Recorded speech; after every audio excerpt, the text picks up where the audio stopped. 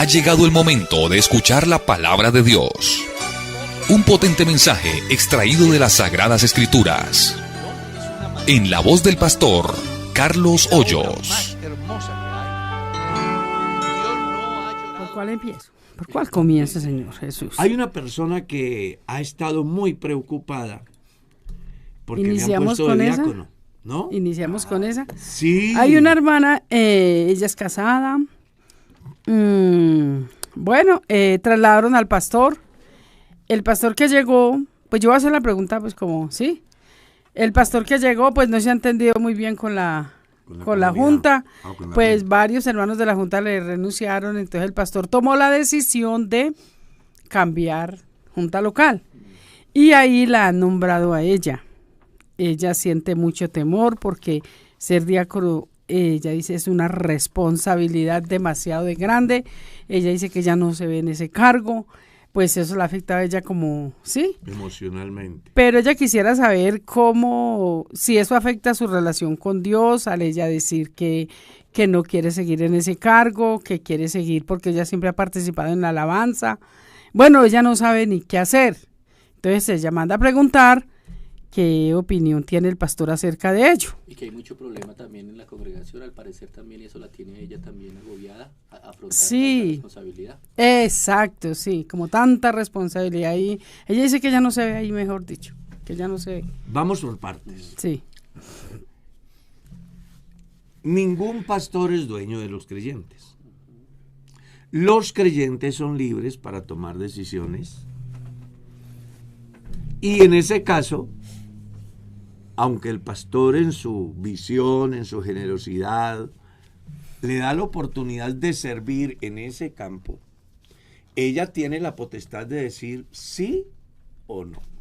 Y eso no le va a afectar para nada en su vida cristiana, porque es algo que está relacionado con la administración.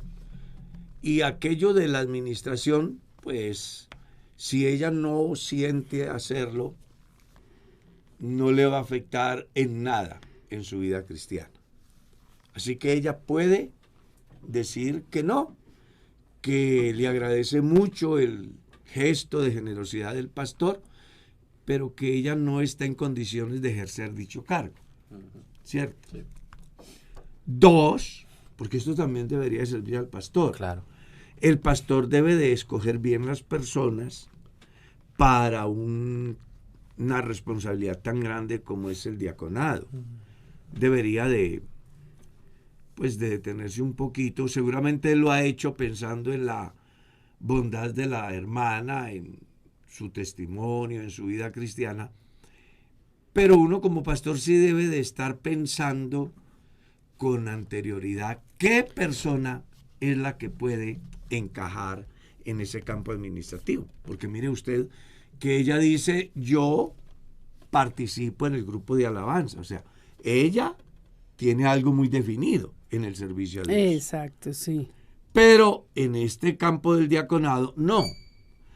¿Por qué la iglesia primitiva, encabezada por los apóstoles, se detuvieron a escoger las personas que les sirvieran en el diaconado?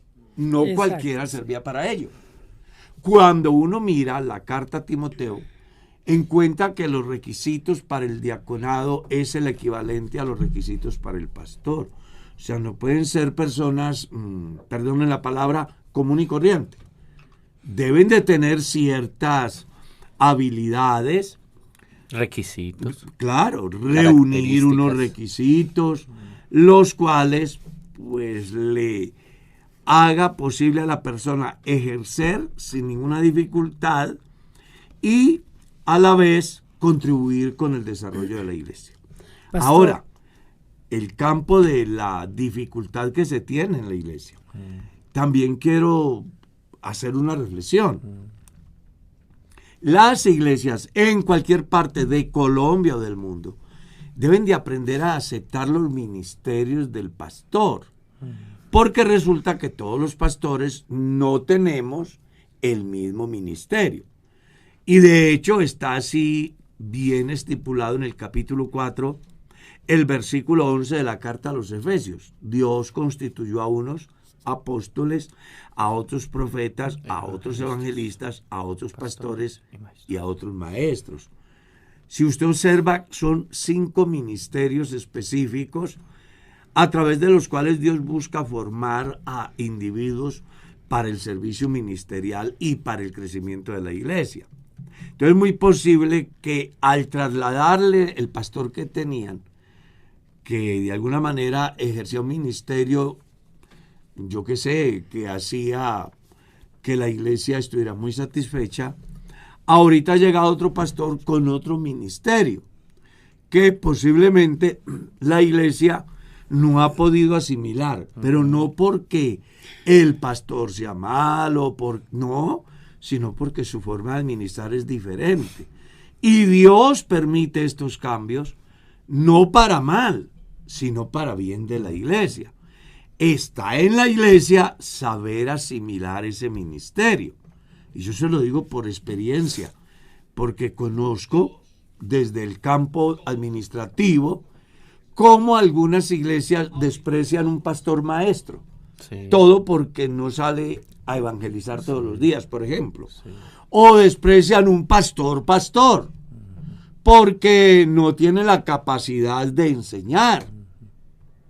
Entonces, la iglesia debe de, como dicen por ahí, tener bases para establecer la diferencia, cuál es el ministerio del pastor que le han traído, y en razón a ese ministerio rodear al pastor y alar todos para un mismo lado. Es importante aclarar de que siempre habrán diferencias en los seres humanos con respecto a su carácter, a su visión, al manejo administrativo de muchas cosas en el campo material, pero lo esencial que está relacionado con lo espiritual, el mensaje de Dios, siempre habrán esas diferencias y las iglesias deben de tener la madurez suficiente para aceptar y vivir ese proceso que al final le va a traer bendición. Yo se lo digo, vea, yo fui a una iglesia de pastor y el primer día que llegué una familia me dijo, no quiero que usted sea mi pastor, no lo queremos aquí. Así me dijeron a mí. Pero pues, mi respuesta fue, Dios me trajo. Yo no estaba pidiendo. Claro. Dios me trajo. Esperemos a ver qué pasa, hermano. Yo no me puse a alegar con los hermanos, a discutir, a lanzar, como dicen por ahí, piedras. Sí. Me puse a hacer lo que Dios me mandó, a trabajar. Cuando me fueron a trasladar, esa familia ya no quería que me fuera. Porque una cosa es la visión externa, otra cosa es cuando ya se tiene el trabajo dentro de la comunidad. Amén. O sea que la hermana puede estar tranquila, que no. Además de eso, pastor, usted muchas veces nos ha enseñado que la voluntad de Dios es agradable y perfecta. Claro. Entonces, es muy diferente cuando a una persona le dan un cargo y se siente feliz y bueno. Le agrada y exacto, pone todo de su parte. Ella pero se siente si una mal, responsabilidad como, dentro de la iglesia me genera angustia, me genera hasta le quita el sueño. Imagínate, pues la voluntad de Dios es buena, es agradable y perfecta. Esa parte del traslado sí que es compleja, ¿no, hermano Carlos? En el sentido de que muchos creen que solo la congregación es la que sufre, en el sentido no, el pastor también tiene que adaptarse, la iglesia está, como dice los pastores, algunos cuando están los traslados, está en grupo, está en manada, el pastor está solo con su esposa y su familia, entonces la adaptación es muy complicada de parte claro, y para parte, unos, sí, y deberíamos difícil darle la oportunidad también al pastor de conocerlo, llevan solo como unos mesecitos de traslado. De acercarse, de rodearlo. Y hay una cosa que yo quiero decir aquí, que es lo que a mí más me desespera dentro de una comunidad, y es la murmuración. Sí, eso es complejo. Creo que eso es lo peor que le puede pasar a un cristiano. ¿Cómo será de grave la murmuración? Que más de 1 millón de personas les tocó detenerse por 7 días a causa de la murmuración de 2 personas. Es gravísima la murmuración. Gravísimo, sí, señor. Entonces no murmuren, más bien oren y esperen que Dios ha puesto un nombre. Guarden silencio. Porque pueden estar metiéndose en un lío muy complicado. y eso estanca la iglesia. Sí, señor, así es. Muy bien, hermano Carlos. Nos pregunta, bueno, yo voy a leer la pregunta como nos la envían. Llegó? Sí, señor. Dios le bendiga, hermano Carlos Hoyos. La gran tribulación del pueblo de Israel de 144,000 irán por todo el mundo predicando el evangelio solo a los suyos, y de ahí son los 144,000 o no. Es muy interesante la pregunta porque no se sabe. No se sabe qué es lo que quieren preguntar. ¿Cierto? Por eso le dije que le iba a leer cómo llegó. Porque es que está muy interesante. Yo creo que la gran tribulación, los 144,000 seguirán predicando a los suyos, y esos son los 144,000. O sea, mejor dicho, ¿quiénes son los 144,000 y cuál será su labor en la tierra? El capítulo 7 del libro Apocalipsis dice quiénes son. De la tribu de Judá 12,000, de la tribu de Zabulón 12,000, de la tribu de Leví 12,000. O sea, dice quiénes son. Son de las 12 tribus de Israel. Número 1. 2. Son 144,000 predicadores, los cuales Dios va a desplegar dentro del pueblo de Israel para persuadir al pueblo israelita. ¿Ya? Sí. ¿En qué tiempo se dará? En el periodo de la gran tribulación. Para el tiempo en que se dé la gran tribulación, según la profecía, ya Israel estará en su tierra esperando su Mesías. Para el mundo gentil habrá un evangelista, según el capítulo 14, que es un ángel que sale a predicarle a toda tribu, pueblo, lengua y nación. Pero no un evangelio para conversión, sino el evangelio del testimonio de Jesús. No es que hayan varios evangelios, es el mismo evangelio que hoy predicamos y nos salva. Es el mismo evangelio que se le predicará al pueblo israelita y es el mismo evangelio que predicará el ángel. Lo que pasa es que lo predican en diferentes etapas de la historia. Hoy es para salvación. En el tiempo que se le predica al pueblo de Israel, tendrá el fin de generar conciencia acerca de que el Cristo que ellos crucificaron es el mismo que los puede salvar ahora. Y el evangelio que es para testimonio que predica el ángel es simplemente para hacerle saber a toda tribu, pueblo, lengua y nación que el evangelio que se predicó a lo largo de la historia es la razón y la única posibilidad que había para salvación. Con ello se busca que nadie tenga excusas. Eso iba a decir. Por eso llama el evangelio para testimonio.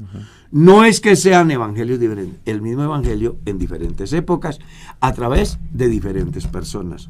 Hoy por una iglesia, mañana por 144,000 y por un ángel a toda tribu, pueblo, lengua. Amén. Muy bien. Amén. Pastor, ¿los niños que nacen después del arrebatamiento de la iglesia serán salvos? Vea, con respecto a los niños hay una discusión y pues yo no quiero entrar en el campo, en el juego Yo simplemente quiero decir lo que la Biblia dice. Y quiero plantearlo desde dos visiones. ¿Ya? Usted que esté escuchando, analice y tome una posición. No crea como diga el líder de turno. Sí, dele lugar a algo que es muy importante, que se llama la lógica. Siempre he hecho algunas observaciones y en este caso voy a hacer la última de primera. ¿Está claro? La última observación con respecto a esta pregunta la voy a hacer hoy de primera. Número 1. Yo no tengo ningún interés en que los niños se pierdan. Si por mí fuera, todos los niños se salvarían y todos los seres humanos se salvarían. Pero como no depende de mí, sino del individuo, porque tampoco es de Dios. Dios hizo lo que tenía que hacer para salvar al mundo y deja al hombre para que tome sus decisiones. Entonces, por eso hago esa salvedad. Entonces, yo no tengo ningún interés en que un niño se pierda. A mí me encantaría que todos los niños se salven. ¿Vale? Pero voy a hablarles de dos posturas o a través de preguntas, en el caso específico de una. ¿Habían niños en el diluvio? Sí, señor. ¿Habían niños en Sodoma y Gomorra? También había. ¿Habían niños en la muerte de los culpable según Ezequiel capítulo 9? Sí, señor. Ya usted debe de responder. 2. Hay unos que dicen que los niños se salvan porque Jesús dijo: dejad venir los niños y no se lo impidáis, porque de los tales es el reino de los cielos. Observe que Jesús no dijo todos, sino de los que le presentaban. ¿Quiénes presentan sus hijos a Dios? Los que creen en Él. ¿Con esto qué quiere decir? Que Jesús no estaba diciendo que todos los niños, estaba diciendo de los tales. ¿De cuáles? Los niños que le estaban presentando. Pablo, escribiendo a los Corintios en su capítulo 7, él dice: el marido incrédulo es santificado en la mujer y la mujer incrédula en el marido. De otra manera, es decir, si fuesen ambos inconversos, los hijos serían inmundos. Pero a causa de que hay uno que es convertido, los hijos son santos. Eso es lo que dice la Biblia. Yo no puedo decir más. Y espero que no digan después que el pastor dijo que los niños se pierden. No, yo no estoy diciendo eso. Estoy planteando dos tesis. Y estoy tratando de argumentarlas desde el punto de vista bíblico. Tratando de que usted pueda hacer un análisis profundo sin dejarse sesgar del pensamiento de alguien. Porque yo vuelvo a repetir lo que siempre he dicho. Cuando las personas creen como dice cualquiera, son esclavos. Hay solo una manera de ser libre, y es creer como dice la Escritura. Sigamos. Esta pregunta, pastor. Dios le bendiga, pastor. Usted dice que si la mujer no puede tener hijos naturalmente, no debe buscar la ciencia para tenerlos. Mi nieto nació... Yo no he dicho eso. Pues, yo le estoy leyendo... Es una mala interpretación. Bueno, le estoy leyendo conforme está escrito. Está bien. Mi nieto nació con una hipoacusia y no escucha, es sordo. Mi pregunta es, ¿no podemos operar y ponerle implantes para que logre escuchar? ¿Sería pecado?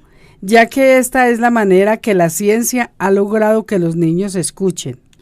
Dios mío, pero es que nunca hemos dicho semejante cosa. Claro. ¿Ustedes saben por qué tengo gafas? Hombre, pues porque tengo un problema que llama miopía, ¿se dice así? Sí, señor. Y otro que llama astigmatismo. Sí, señor. Entonces la ciencia me ha enviado estos lentes, los cuales me permiten ver mejor. Ver mejor. ¿Está claro? ¿Cómo no he de estar de acuerdo? El problema es que la gente escucha y interpreta mal. Interpreta mal. Cuando yo hablo que si una pareja es estéril, no estoy diciendo que no puedan buscar la manera de tener hijos. Pueden acudir a la ciencia porque casi siempre uno de los dos tiene problema. No siempre es de los dos. Hay momentos donde la ciencia puede resolver el problema desde el punto científico. Sí. Y pueden hacer posible de que la señora que le falta algo o al hombre que le falta reproducir más espermas, por ejemplo, logren el equilibrio y puedan tener su bebé. La ciencia les ayuda. En lo que hemos dicho aquí, que no estamos de acuerdo, es en la inseminación de una persona yendo a un banco a buscar óvulos o buscar espermas de no sé quién, de no sé dónde, que no sé quién es. Si llegase a ser necesario de él o de ella, que sean que sea de ellos es una cosa, porque al final pues son de ellos y son ellos. Pero cuando se trata de un mercado de gente extraña, las personas sí deberían de cuidarse y entender de que a veces Dios permite situaciones para manifestar su gloria, como el capítulo 9 del Evangelio de Juan. yo conozco personalmente parejas que después de 12, 15 años, buscando por todos medios y no encontrando la solución para tener hijos, se ha orado por ellos y Dios lo ha hecho fértil a él o a ella y les ha dado su hijo. Conozco parejas que han adoptado un hijo porque después de muchos años no logran y adoptan el hijo y al año les viene el propio. Entonces, yo creo que aquí pero no se ha dicho que no se puede recurrir. No, eso no. La ciencia es una herramienta que Dios provee. Lo que sí hay que pensar es cómo lo hago. Ya conozco el caso de una pareja donde una señora vive inconforme con su marido porque no queda embarazada. Va y paga una millonada y tampoco queda embarazada. Entonces el problema no era del marido, era de ella. Y eso le trajo tan mal resultado al hogar que terminaron destruyéndose el hogar. Es la forma como lo quiero hacer. Es la forma como lo quiero hacer. Entonces una persona que tiene un problema de esos debe de buscar la ayuda de su pastor, que pienso yo que debe tener la capacidad para orientarlo desde el ámbito teológico, bíblico, y sin duda alguna él también tendrá, el pastor, la madurez suficiente para saberlos direccionar en el campo de la ciencia, es decir, orientarlos para que no vayan a tomar decisiones que al final vaya inclusive en contravía de la salud misma de ellos, porque puede darse. Claro. Ahora, en pos de la calidad de vida del joven, el ponerse un aparato para escuchar mejor, no hay ningún problema. Claro, eso es como si alguien naciera ciego y le pudieran hacer, hombre, normal, eso no tiene problema. Así es. Muy bien. Mano Carlos, mira esta pregunta. Nos dicen, ¿el velo que la novia se pone en la parte de adelante tiene algún significado bíblico? ¿Es necesario ponérselo? Dicen que aquella que no se coloque ese velo es porque no es virgen. ¿En realidad esto es bíblico? Bueno, eso siempre a lo largo de la historia se ha utilizado como un símbolo de pureza. ¿Ya? Yo sí he mirado o me ha llamado la atención, espero que no me vayan a juzgar, y aclaro, puedo estar equivocado. ¿Por qué no? Yo puedo estar equivocado. Pero no es lo mismo ver el desfile de una novia con su velo que le cubre el rostro, a ver el desfile de una novia que aunque vaya de blanco, va con su cara descubierta. No es lo mismo. Hablo desde mi visión. Sí. Puede ser que mi visión es anticuada, no tiene sentido, estoy equivocado, es el pensamiento de un viejo. Puede ser. Pero pues lo estoy diciendo desde mi visión. Sí. Y a mí sí me parece que es muy simbólico el velo que usa la mujer cuando cubre su rostro. Que el hombre, en el momento de que le dicen los declaro marido y mujer, él le levanta el velo. Sí. Como alguien que entra a descubrir algo desconocido y que pues va a comenzar a aprovechar, a disfrutar. Pero en algunos casos... ¿Pero tiene base bíblica? Pues yo en la Biblia no he leído un texto que diga la mujer póngase un velo delante antes de casarse. Solo aparece un pasaje en la Biblia. Claro, en este momento me acuerdo, que me acuerde. Pueden haber otros, pero pues les ofrezco excusas. Yo no he sido capaz de aprenderme todavía la Biblia y creo que me va a quedar difícil. Pero hay un texto en la Biblia donde se habla del velo y que tenía precisamente que ver con un fenómeno cultural que se dio en Corinto y que estaba relacionado ya con otro campo. ¿Ya? El velo en ese entonces, según Pablo a los Corintios, representaba mujer no dispuesta para el placer. ¿Está claro? Pero no se está relacionando a la vestimenta de una novia que se va a casar. Pastor, es tan amable y tengo una inquietud, dice un oyente. Quisiera saber si el apóstol Pablo era casado. La Biblia no dice Pablo fue casado. espera, porque usted está que se habla. Sí, pero si la Biblia dice que Jesús le sanó la suegra. No, es a Pedro. A Pedro. ¿Cómo es entonces? ¿Cuál es la pregunta? Sí, Pablo. Habla de Pablo. Entonces, no de Pedro. Vamos por partes. Para ser miembro del Sanedrín, era requisito ser casado. Y Pablo fue miembro del Sanedrín. ¿Sí? Ya. Entonces, para ser miembro de ese grupo directivo del pueblo israelita, tenía que ser casado. Esa es una prueba de que Pablo fue casado, porque él fue miembro de ese grupo. 2, Pablo habla con mucha propiedad del matrimonio. Como quien tiene experiencia. Claro. Sí. Y es que lo habla desde todos los puntos de vista y no en una sola carta. Casi. Él habla de ello en los Corintios, habla de ello en los Colosenses, ¿cierto?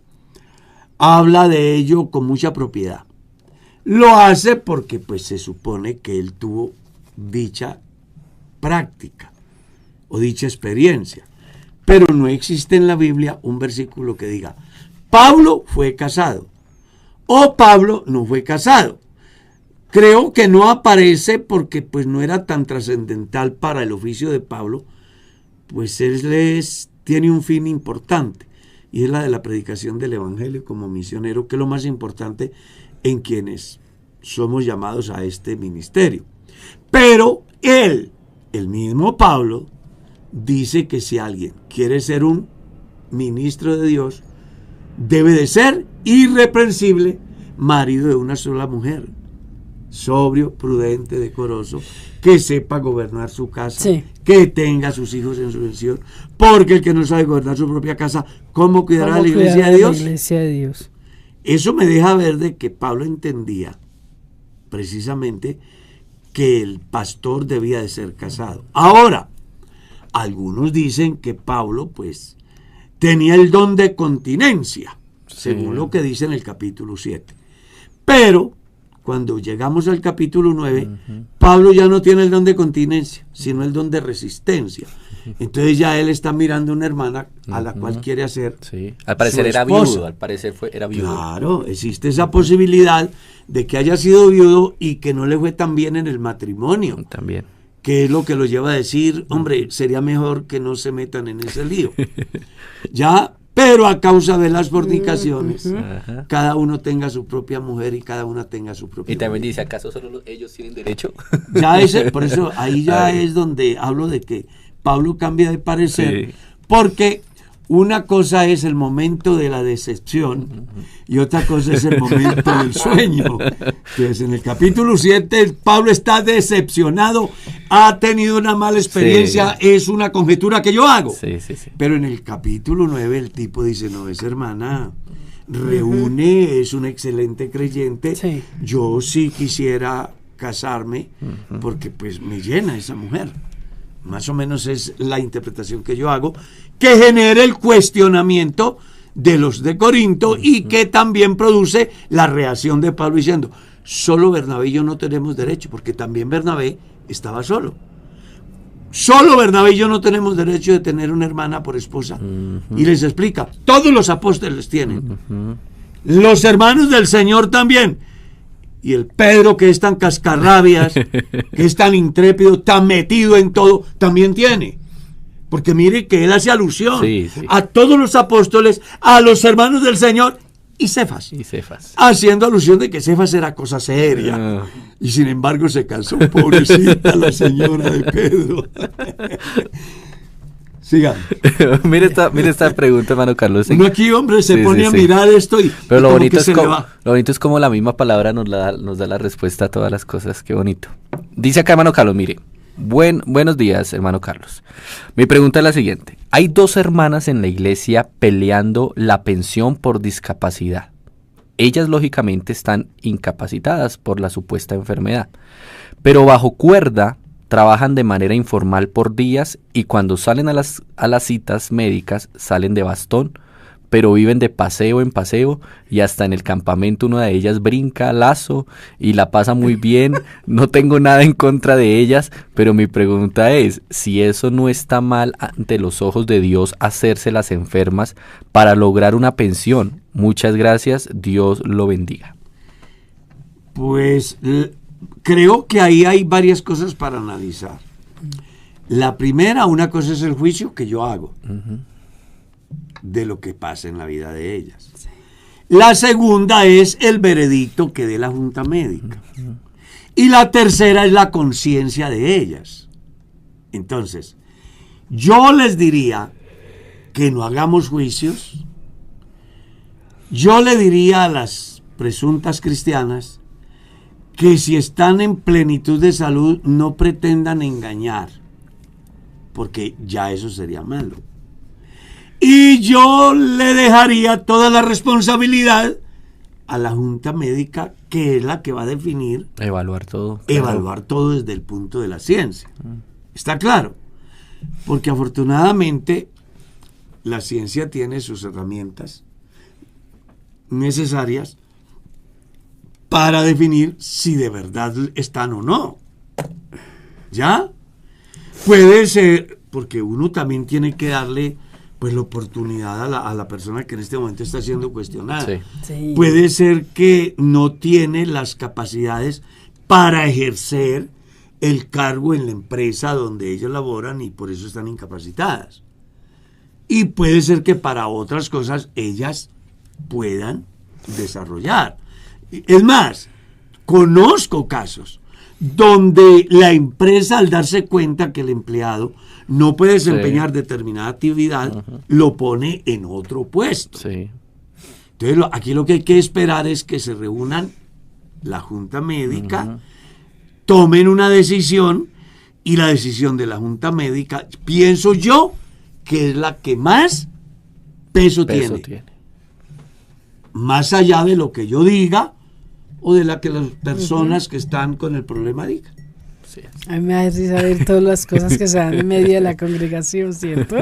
Sí, pero es por un problema. Cosas. No, pero ahorita que el hermano estaba, que el pastor estaba explicando, pues se da uno cuenta de que toda la vida ha existido en la iglesia. A Pablo lo criticaban. En el mundo. Sí, a Pablo lo criticaban en la iglesia primitiva. Claro. Críticas y cosas. Bueno, es parte de la comunidad. Normal, es normal. Es decir, que eso suceda. Lo que no es normal es que le pase a usted. Ah, bueno, señor. Eso sí no es normal. ¿Que sucede en la comunidad? Sí. Hay un 75% que aunque están, no están. Así que en ese 75% puede pasar todo. Pero si usted es un campo fértil, tierra buena, y cayó la semilla, Pastor, en usted no puede pasar. ¿Por qué dice un 75%? Bueno, eso es lo que dice la parábola del sembrador. Hay un terreno, lo dividimos en 4 partes y sembramos la misma semilla en cada una de las partes, y solo una parte de las 4 dio resultados al 30, al 60 y al 100 por 1. Y era la manera de Jesús decir que el mensaje que él estaba predicando, solo el 25% iban a dar el resultado. En la iglesia local sucede lo mismo. Yo creo que sí. No es diferente. Y el mensaje no ha cambiado. Ahí es donde se cumple la enseñanza. Muchos son los llamados y pocos los escogidos. ¿Por qué? Porque aunque todos son llamados, no todos reciben el mensaje con la misma devoción, la misma determinación. Y por eso tenemos creyentes en la iglesia que llevan todo un tiempo ahí y no despegan. Son religiosos, no dan frutos. Ya. Es muy importante. Y aquí vaya este mensaje claro para todos. Preocúpese por ser un campo fértil. Bueno. No comience a cuestionar, pero ¿por qué piensa el pastor así? No, más bien pregúntese. La semilla de Dios, del evangelio que yo he recibido, está dando el resultado en mí. que el sembrador quiso que diera? Esa es más bien la pregunta que cada uno de los que nos reunimos y decimos que somos miembros del cuerpo de Cristo debemos de hacernos. Pastor, ¿sería tan amable de explicarme el Salmo 45? Ay Dios, el Salmo 45, según algunos escritores, está relacionado con un matrimonio, ¿ya?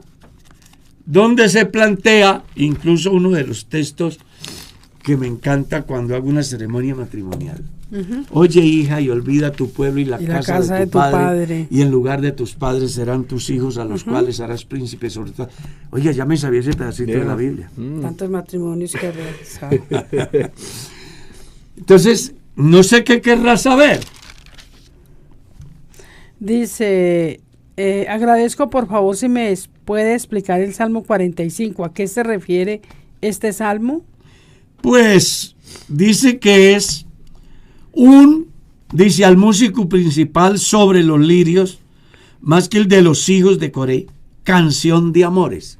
Por eso dije desde el principio que está relacionado con una boda que se ha hecho en Israel y que posiblemente tenía que ver con el matrimonio de Salomón. Recuerde que ningún escrito en la Biblia aparece sin causa. Cada uno tiene un objetivo, una razón, un porqué y un para qué. Es el testimonio de lo que se dio en el matrimonio de Salomón, según dicen algunos estudiosos.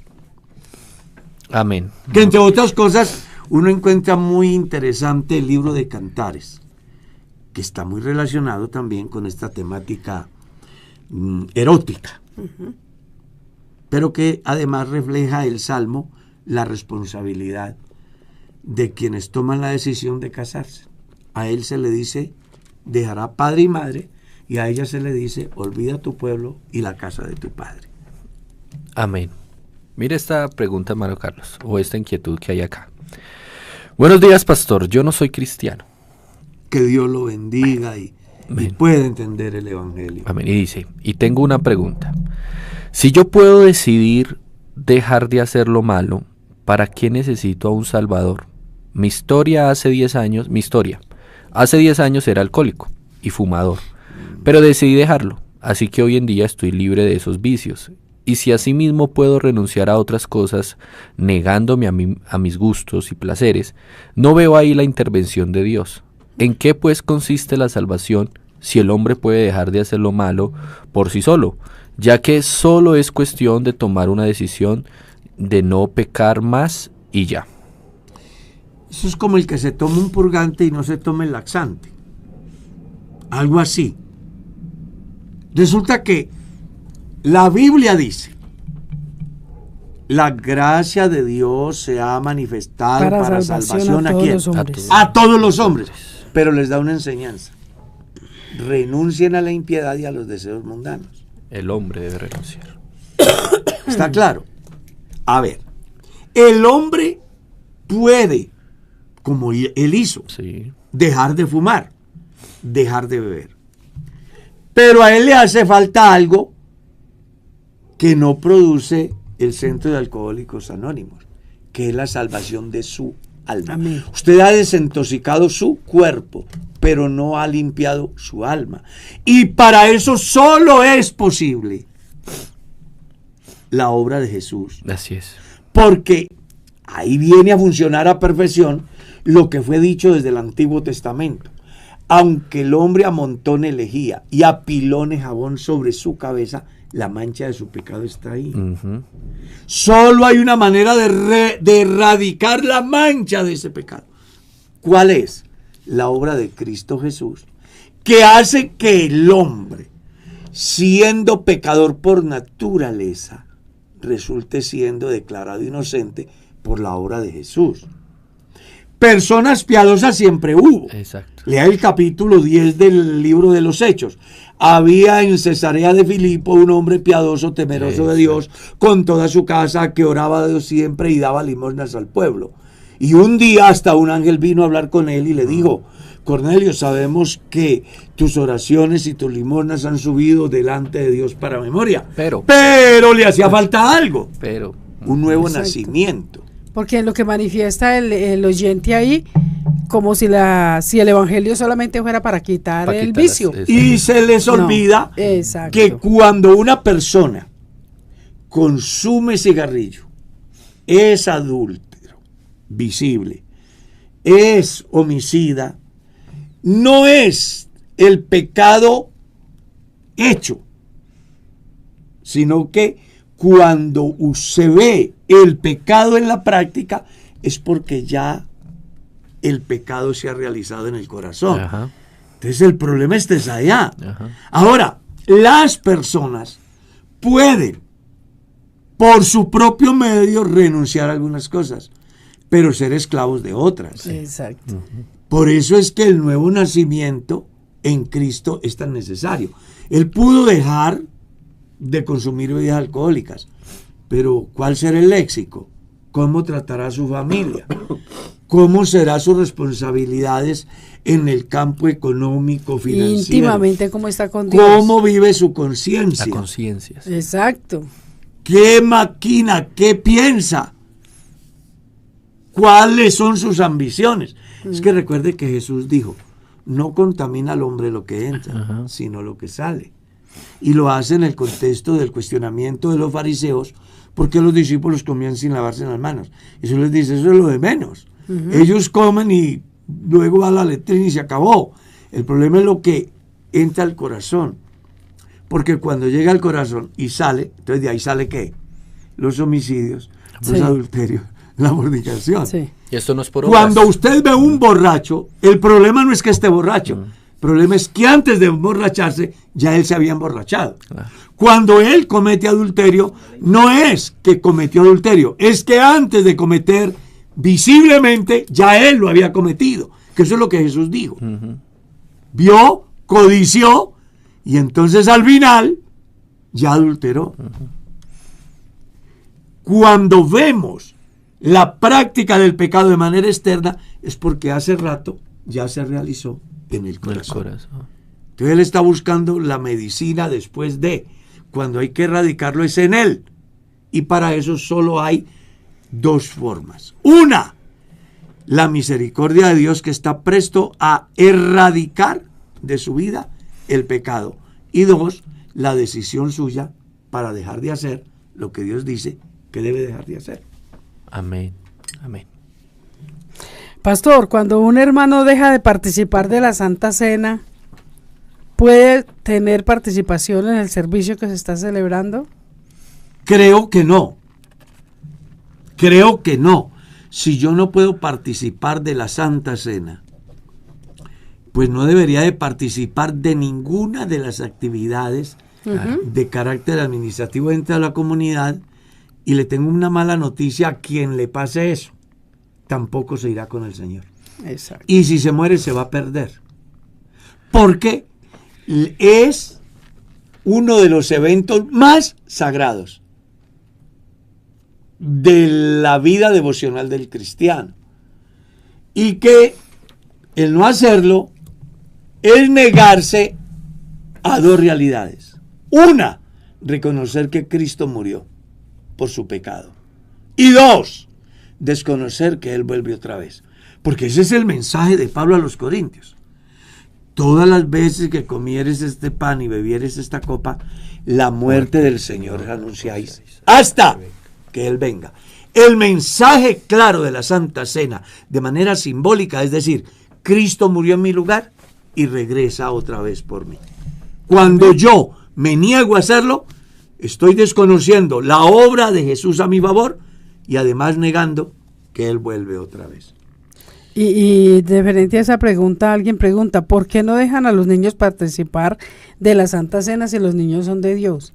Me refiero, dice ahí, no a los niños de brazos, sino a los niños más grandecitos. Porque la Iglesia reconoce como miembro activo a las personas que han participado de un nuevo nacimiento a través del proceso que señala la Biblia y que la Iglesia toma como punto de partida Requisito número 1, ser creyente. Número 2, haber sido bautizado en el nombre de Jesucristo para el perdón de sus pecados, porque nosotros creemos que por el bautismo en el nombre de Jesucristo, ese creyente es incorporado al cuerpo de Cristo y llega a ser miembro de la familia de Dios. Por eso es que el servicio de Santa Cena no se le permite a los niños que no son bautizados. Amén. Amén. Bueno, hermano, que nos llega esta pregunta acá y dice: ¿El arrebatamiento de Felipe por parte del Espíritu Santo fue literal? Es decir, ¿Felipe fue transportado por el Espíritu Santo? A unos pastores se les preguntó sobre esto en un congreso juvenil y respondieron que no había sido algo literal, sino que simplemente fue direccionado por el Espíritu Santo para marcharse de la presencia del eunuco. Pero también dice el pasaje que cuando el Espíritu le arrebató, el eunuco no lo vio más. Muchas gracias por responder, pastor. Creo que el error más grande de los intérpretes de la Biblia es alegorizar la palabra para yo no quedar mal. Yo voy a decir como dice la Biblia. ¿Y cómo dice la Biblia? Que lo arrebató. Que Dios trasladó a Felipe y se halló en Azoto. Eso es lo que yo creo. Yo no voy a ponerme a buscarle otra cosa, porque entre otras yo no iba con Felipe ese día.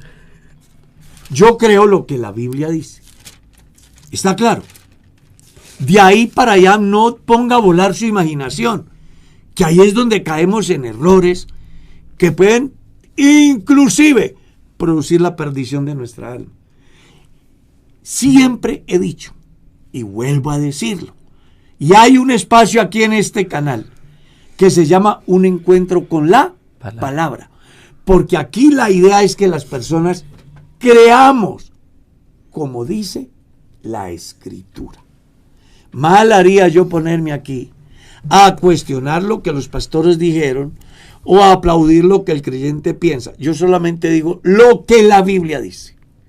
Felipe bautizó al eunuco y el Espíritu trasladó a Felipe. Dice inmediatamente que subieron del agua. Exactamente. Y Felipe se halló en Azoto. Ya eso dice. Créalo así. No se ponga a buscar. Es que a mí me llama la atención esto.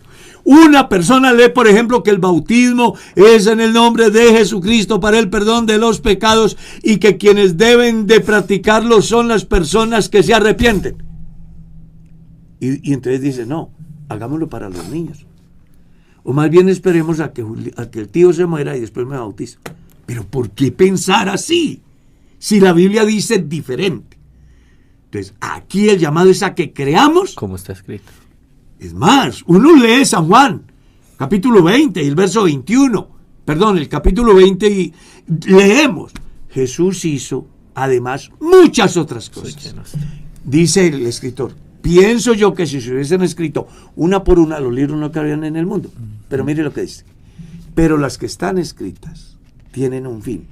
Y es que creáis que Jesucristo es el Hijo de Dios. Cuando tú crees como dice la Escritura, no tiene pierde. Eso de que lleva a la gente a pensar que sí puedo beber vino, que no puedo beber vino, que sí puedo diezmar, que no puedo diezmar, que sí puedo tener hasta 1000 mujeres, que no puedo tener sino solo una, simplemente pasa porque la gente no cree como dice la Escritura. Porque hacen conjeturas. Y las conjeturas son subjetivas y casi siempre buscan que sean las cosas como yo quiero y no como Dios manda.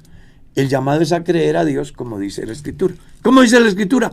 Felipe bautizó al etíope, una vez salió del agua, el etíope se fue para Etiopía y Felipe fue trasladado por Dios y se encontró en Azoto. Impresionante. Amén. Amén.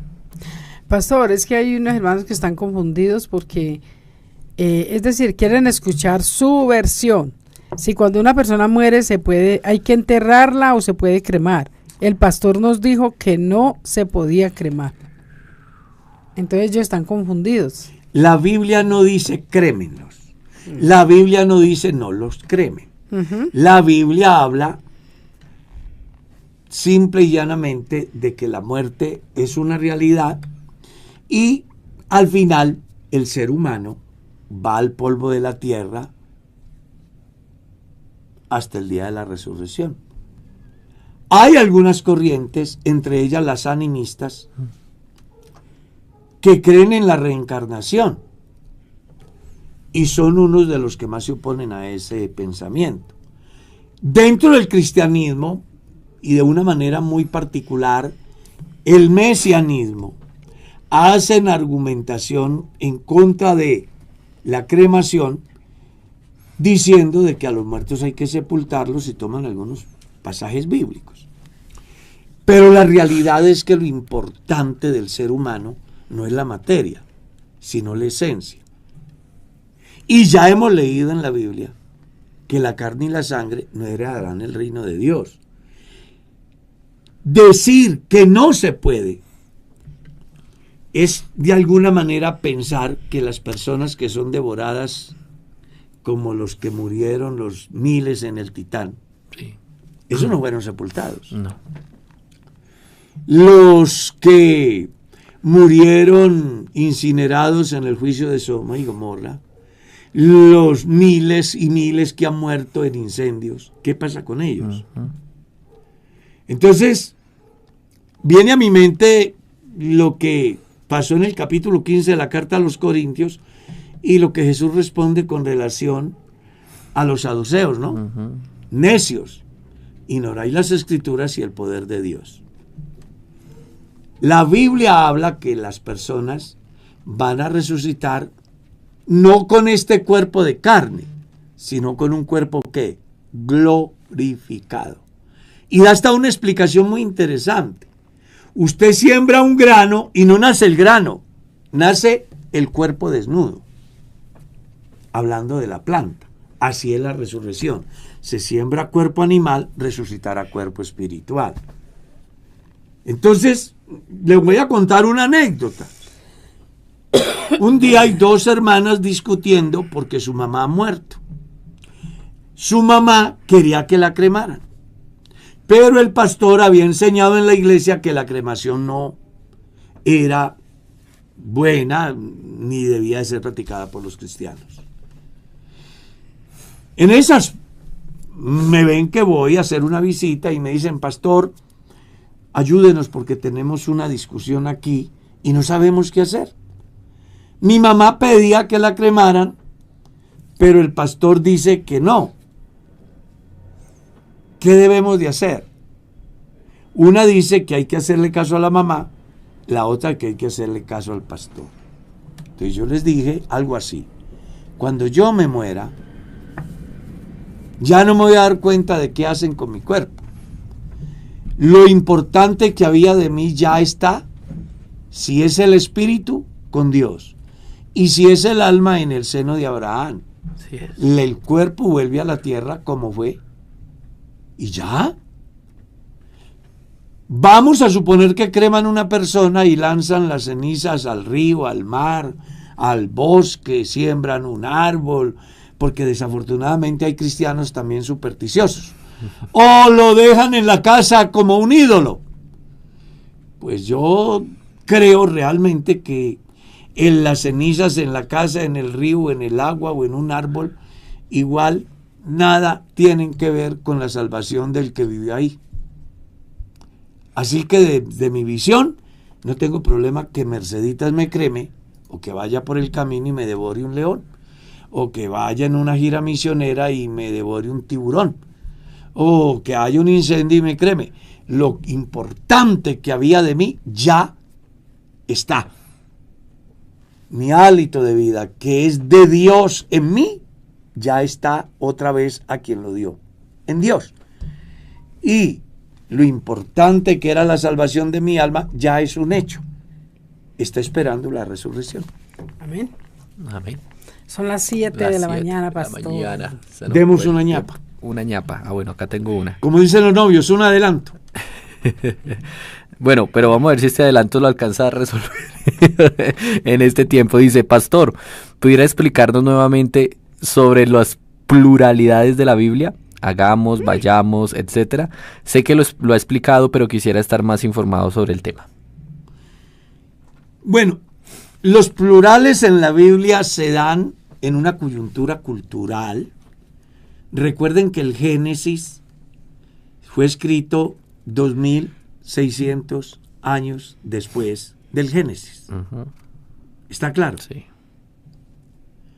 Eso equivale a que cuando Moisés recibe la revelación del Génesis, ya habían cualquier cantidad de generaciones en el mundo. Habían transcurrido 2600 años. Entonces ya existían creencias, deidades. Las sociedades primitivas, imagínate, habían evolucionado en el campo del pensamiento de la fe una cantidad enorme. Mi padre, por ejemplo, no alcanzó a darse cuenta de lo que nosotros pudiéramos vivir hoy. Génesis, el evento que se da, Moisés lo ve de una manera retroactiva. Es como si Dios hubiera puesto a Moisés frente a una pantalla y le hubiera contado una historia desde el principio en todo ese proceso. En las civilizaciones que se habían desviado de la verdad, ya existían cualquier cantidad de dioses, como en el caso de los griegos, que llegaron a tener más de 35.000 deidades, o los egipcios y otros.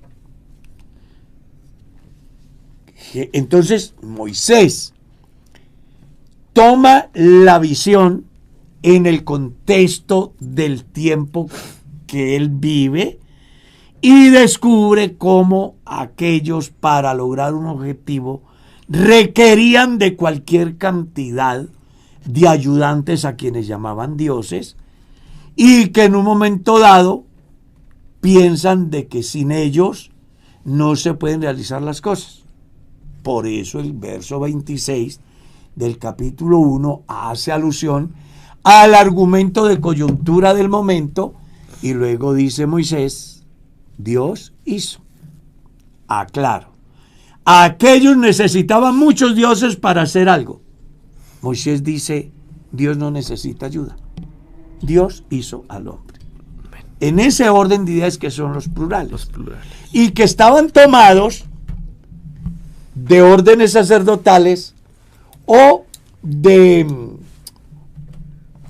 dependencias militares, donde se tenían órdenes que cada uno cumplía una función en un objetivo, una logística para llevar a cabo una guerra, por ejemplo. Los que proveen, los que hacen el alimento, los que llevan, los que están frente a la guerra. Esos plurales son los que luego Moisés toma para hacer saber que mientras ellos, allá en la coyuntura que se da la revelación del Génesis en el tiempo, la toma él para decir que mientras ellos requieren de muchos, Dios hizo al hombre. Amén. El tiempo se fue.